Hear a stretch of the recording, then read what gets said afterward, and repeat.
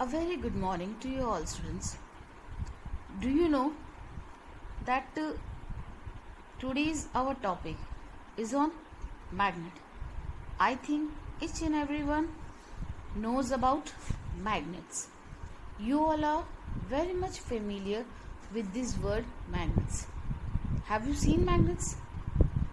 So I know that your answer will be yes, because you have seen such magnets. You have many we can say you have many your play items which having magnets. You are very much fulfilled and your toys are just attached with magnets. You have seen such play items and you used to play with them. This only magnets. Today we are going to start our new topic with the word this magnets. How we can play, how we can have fun with the magnets. The main topic or the outline of today's topic will be the discovery of magnets and its type, magnet and non-magnetic substances. Have you seen or may have you observed that the door of a refrigerator slightly opens and it shuts down automatically? Why does it happen?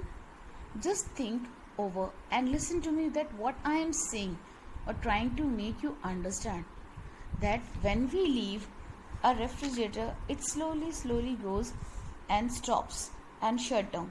Why does it happens? It happens due to the magnetic door closer fitted inside the refrigerator. Like that, many cupboards and flaps of handlebags get closed in this manner. So what happens? The magnet present in them pulls the door or the flap to shut down. This is what happens. We know that magnets are materials that attract certain substances are called such as iron, nickel, steel, cobalt and so on. On this short basis, today we are going to deal with a story. That is how we have discovered magnets. What was the way how a magnet has been discovered? So it will be a little bit theory for you that how magnet has been invented. But we have to just see. This is a diagram of a magnet. Many other diagrams of magnets are there. We are going to learn afterwards. But now just go through them. About 4,000 years ago, the first magnet was discovered by a Greek shepherd named Magnesis. While grazing his sheep, he carried a stick with a iron tip. One day, he was herding his sheep in an area of northern Greece called Magnesia.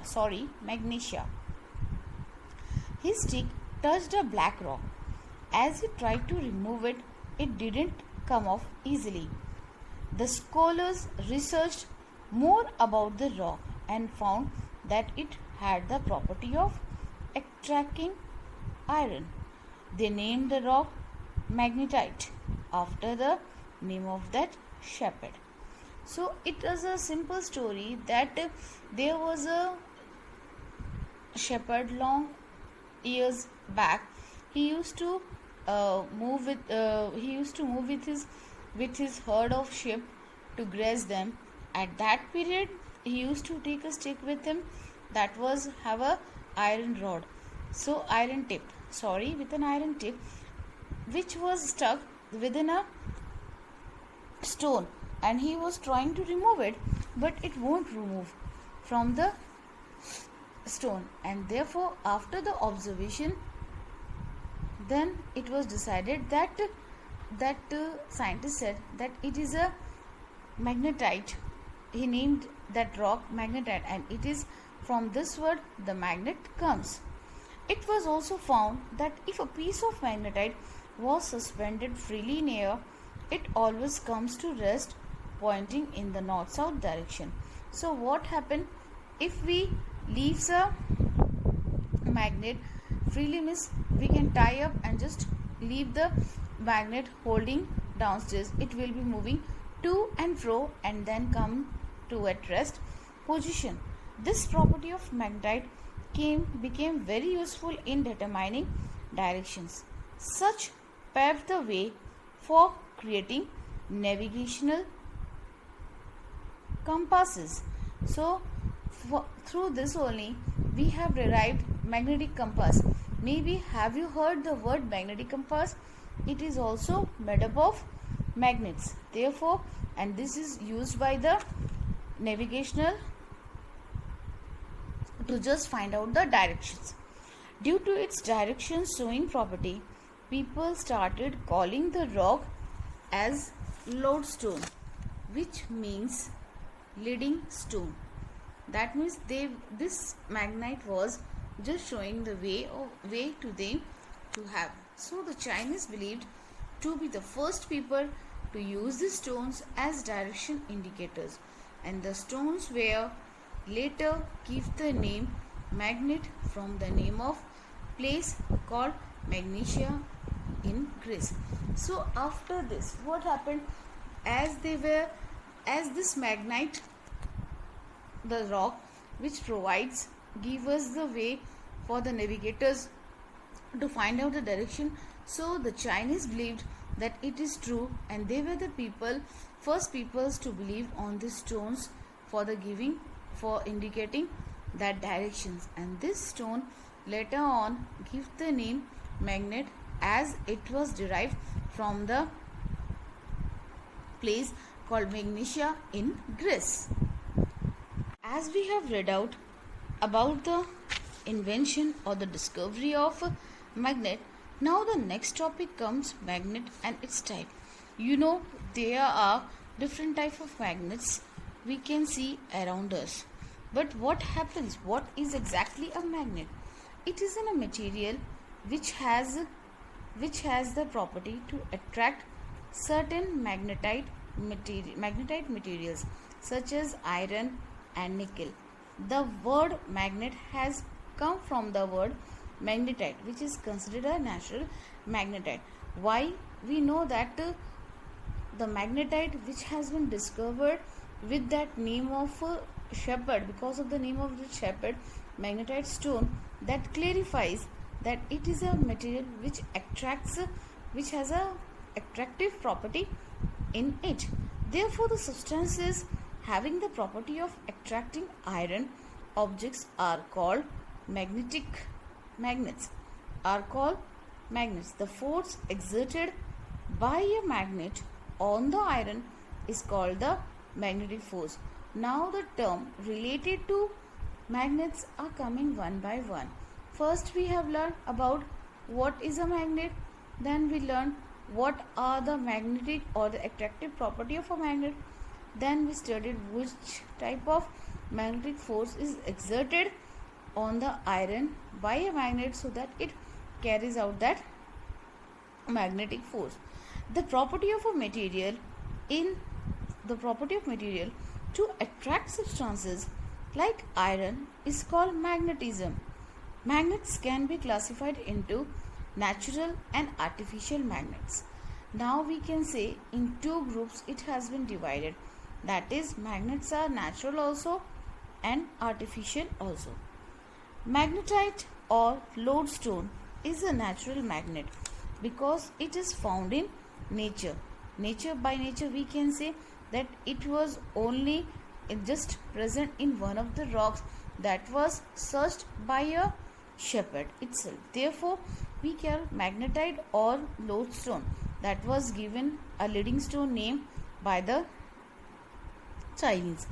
Natural magnets. What are now the natural magnets? As we've studied that there are two types of magnets, then now what are natural magnets? Natural magnets generally have low magnetic power. Moreover, such magnets are not found at all places. Therefore, artificial magnets are prepared by humans that can be used at any time and at any place. These magnets are much stronger than natural magnets. In comparison to natural with artificial magnets are made by humans, so they are much stronger than natural magnets. And these all are natural magnets which we have derived from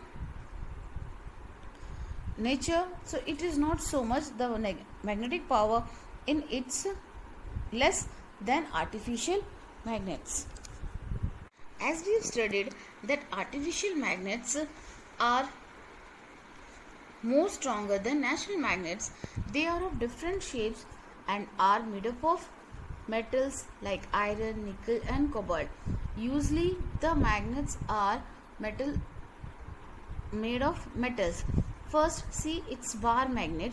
It's look like this, and each and every magnet will be divided with the two poles.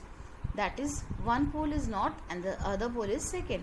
Same here, it's a cylindrical magnet, and it's divided also in two poles, north and south. And this is a horseshoe magnet. I think each and everyone knows about the horseshoe magnet, and you have seen, because it is a we can say a symbol or mark just at the gate of a new home, or we can say it a good sign for our new home. So these are the shapes of artificial magnets. So natural magnet we have seen, and this is the artificial magnets that you can see and learn what is an artificial magnet that we have done. There comes after its magnetic and non-magnetic substances. What this means? Magnetic, the word magnetic and non-magnetic substances can clarify just by the way of attraction. The way they are attracting by a magnet, they used to call magnetic substances. That means which substances which are attracted by a magnet are called magnetic substances. Like iron, nickel, cobalt and alloy like steel are magnetic substances. Mixture of this with other metals and non-metals are also attracted by a metal.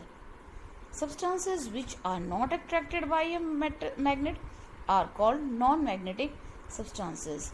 Wood, paper, ceramics, plastic, aluminium, gold, etc. are non-magnetic substances. See, in this para we have read about what are magnetic and what are magnetic. That can be clarified us. See, there are some examples in the form of drawings that you can understand. These are the magnetic metals. You know, these are the pins, all pins or pins we can see. These are the septic pins, and this is cylindrical portion type of rod we can say of made up of metal. So these are the magnetic metals.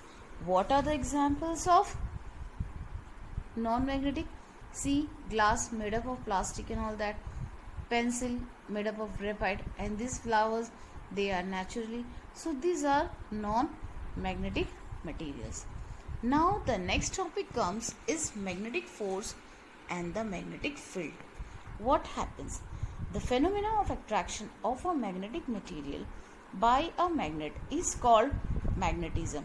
As we are just preparing, as we want to prepare a simple magnet, simple we can say rod into a magnet, then we have to perform this, and the material, the attraction of magnetic material by a magnet is called the magnetism. So this attraction exerts a force on the magnetic material called the magnetic force. The space around the magnet within which the magnetic force can be experienced by a magnetic material is called magnetic field of the magnet. This is a way the magnetic field is filled with magnetic lines of force. A magnetic lines of force is a closed continuous curve which travels from north to south outside the magnet and from south to north inside the magnet. So what happens?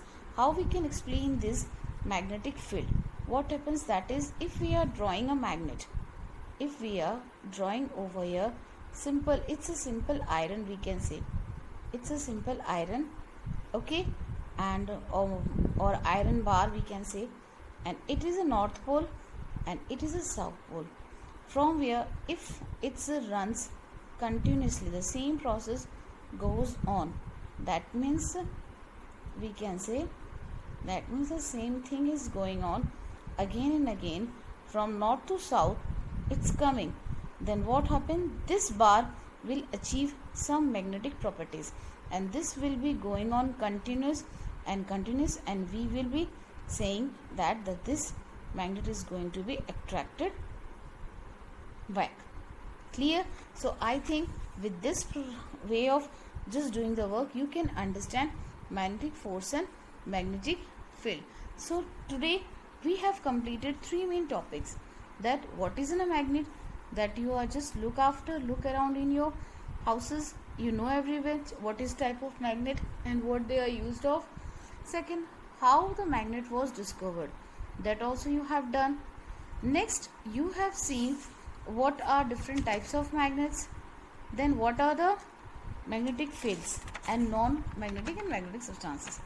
Undergoing this, I have performed an activity for you so that you can do and just complete this.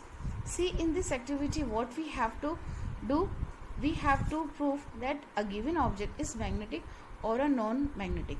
You can prove, you can find out.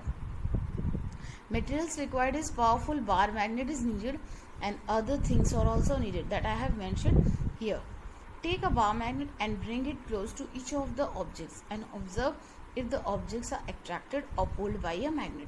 That means you know if the object which is near by the, if it's near by, or we can say if a bar magnet attracts that object, that means it is a magnet, it has a property of attraction. And if it is not attracted by the magnet, that means it does not attract. Like that, name of the object, its first coins, it is made up of iron, you know that, then the answer will be attracted by magnets. It will be yes, because iron used to be get attracted by the magnet. Same paper clips is made up of steel. What will be your answer? Just write here, yes or no. Same aluminium foil, aluminium, yes or no. Copper wire, copper, yes or no. Scale, plastic, yes or no. Last is shoe, leather, yes or no. So this activity you have to complete in your notebook, and it is easier. If you have any doubt, just take these few things with you. Take a magnet and just observe carefully. After observation, then write your answer. It will be easier for you to understand.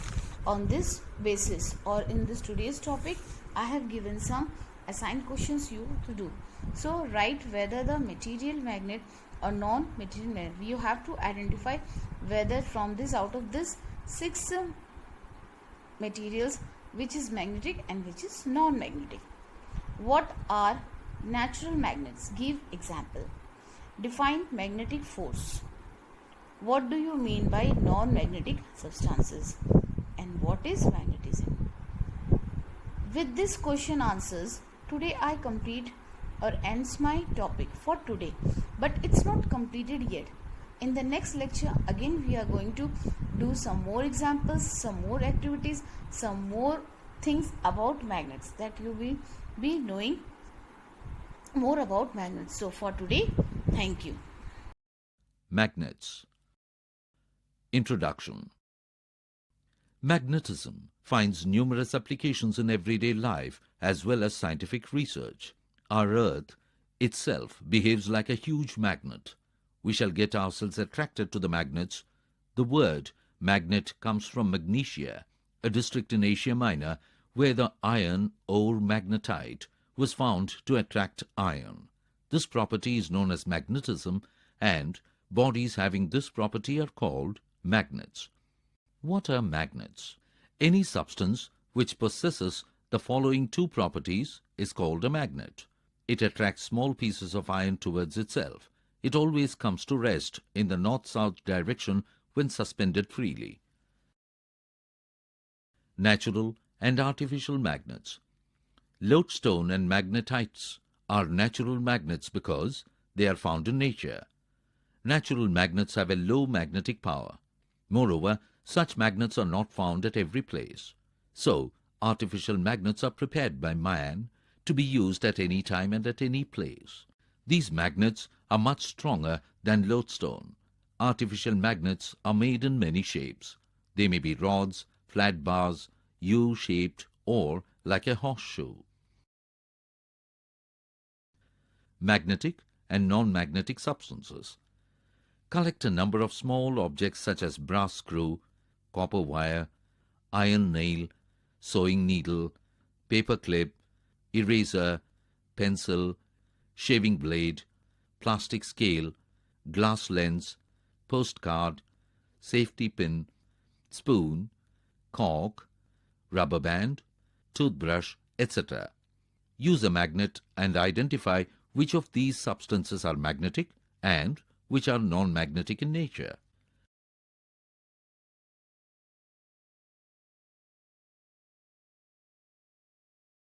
Parts of a bar magnet. A bar magnet has the following parts. Magnetic poles. The points N and S at the two ends of magnet are called the north and south poles of a magnet. Magnetic north pole. The point N at the end of a freely suspended bar magnet pointing towards the north is the magnetic north pole. Magnetic south pole. The point S at the end of a freely suspended bar magnet pointing towards the south is the magnetic south pole. Magnetic axis. It is an imaginary line, XY, passing through the north and south poles of a bar magnet. Magnetic equator. It is an imaginary vertical line, PQ, dividing the bar magnet into two equal parts. Effective length. It is the distance between the magnetic north pole and magnetic south pole. Length of a magnet. It is the distance, N or S, between the center of the magnet and one pole. Properties of magnets. Poles of a magnet. The two ends of a magnet where the magnetic force is greatest are called the poles of the magnet. Each magnet has two poles. Magnetic attraction. Spread out some iron fillings over the sheet of paper. Now move a bar magnet in the fillings, taking care that all parts of the magnet touch the fillings. Pick up the magnet and observe how the iron fillings are distributed all over the magnet. You will notice that most of the iron fillings cling near the ends of the magnet, while there are a few iron fillings near the middle. Repeat the experiment with a horseshoe magnet. You will find that all magnets have maximum attractive property of magnets. Directional property. The end of the magnet that points towards the north is called the north pole, N pole, and the other end of the magnet pointing towards the south is called the south pole, S pole. A magnet always points in the north-south direction when suspended freely. Pole attraction and repulsion. Take two bar magnets. Suspend one magnet with a piece of thread. It will come to rest in the north-south direction. Hold the other magnet in your hand and bring its north pole near the north pole of the suspended magnet, as shown in figure. What do you see? You will find that the north pole of the suspended magnet is repelled. That is, north pole moves away. Now bring the south pole of the magnet in the hand near the north pole of the suspended magnet. You will find that the north pole of the suspended magnet will be attracted towards the south pole of the other magnet. That is, north pole of suspended magnet will come close to south pole of magnet in hand. We therefore conclude from this activity that like poles repel and unlike poles attract each other. Magnetic poles always exist in pairs. If a bar magnet is broken into two pieces, you will see that each piece behaves as a whole magnet. This shows that new poles are formed at the broken ends as shown in figure. If these pieces are broken again, each smaller piece still remains a whole magnet with two opposite poles. Even a very small piece of a magnet is a whole magnet. Thus, we see that even the smallest piece of a magnet has north and south poles, and we cannot separate the two poles. We therefore conclude that the poles of a magnet cannot be separated. Magnetic poles always exist in pairs. Magnetic induction. The phenomenon by which an ordinary piece of iron acquires magnetic properties temporarily due to the presence of another magnet near it is called magnetic induction. Making a magnet. There are two methods of making a magnet, single touch method and electrical method. Single touch method. The iron bar AB, which is to be magnetized, is kept on the table top. A strong bar magnet is kept on the table top. A strong bar magnet is kept nearly vertical with its pole touching one end of the iron bar. The magnet is moved along the iron bar to the other end. It is then raised and brought back to the starting position. The process is repeated 30 to 40 times, moving the magnet always in the same direction. The bar is then turned upside down and treated similarly. The bar is tested by bringing it near some iron fillings. If the bar attracts the iron fillings, it shows that it has been magnetized. Thus the iron bar becomes a magnet. The starting point acquires the same pole as the pole of the magnet which was moved over it. Electrical method. The soft iron bar, which is to be magnetized, is kept inside a long coil of an insulated wire. When a powerful current of electricity is passed through the coil, the bar gets magnetized. It is called an electromagnet. This phenomenon is called electromagnetism. If a steel bar is used, it becomes a permanent magnet. But on the other hand, when a soft iron bar is used, it becomes a very strong temporary magnet. The soft iron bar remains magnetized till the current is flowing through it. As soon as the current is switched off, it loses its magnetism. The strength of the magnet can be increased by increasing the current flowing through the wire coil across the iron bar. Magnetic keepers are pieces of soft iron which are placed between opposite poles of pairs of bar magnet or horseshoe magnetic compass. A magnetic compass is a simple device which has a magnetic needle free to rotate on a pivot at the center of a round box as shown in figure. It is used by sailors and navigators to know the northern, southern, eastern and western directions. In the compass, the needle which is free to rotate rests in the north-south direction.